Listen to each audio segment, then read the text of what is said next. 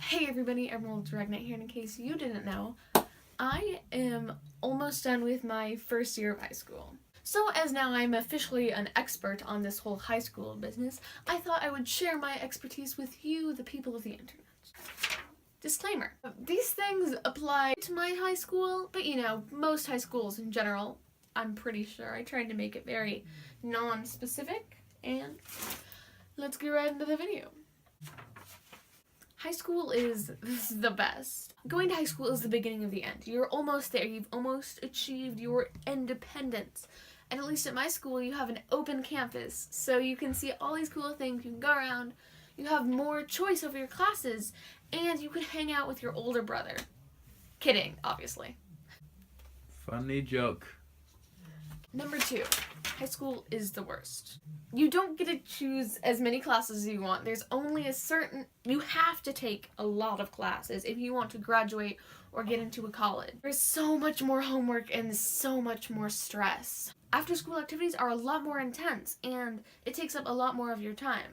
In middle school, I only had sports a couple days a week. So you have to be prepared, and that's, I'm assuming, why you're here.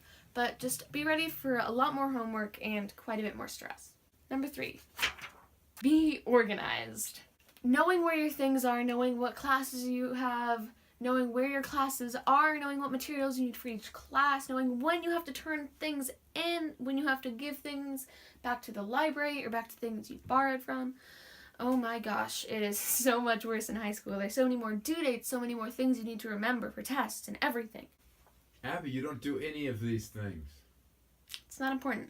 It's good advice. Number 4, stay hydrated. My goodness, this is so important. When you don't have enough water and you're dehydrated, so many bad things happen. This also applies not only to hydration, but getting enough sleep. Just taking care of your needs is super important, because if you don't have enough sleep and if you're not hydrated, or if you're really hungry, you need to take care of that, because it presents a multitude of new problems that you don't want to have to deal with. Abby, you don't do any of these things. Number 5, don't stretch yourself too thin. There are a lot more opportunities when you go into high school, and a lot of really cool things you want to do. But you don't want to try and pledge your loyalty to all these things, because if you're trying to do so many, you can't give your best for everything you do, and that's really important. At least if you want to strive for excellence. Number 6, believe in yourself. Believing in yourself is the first important step to having everyone else believe in you. With a little bit of confidence, you can do anything. Well, maybe a lot of confidence. Just enough to do good things. Don't be a monster. Which leads nicely into our number 7. Don't be a loser. Now, the word loser has many different definitions and many different interpretations. But Mostly one who loses. Thanks, bro.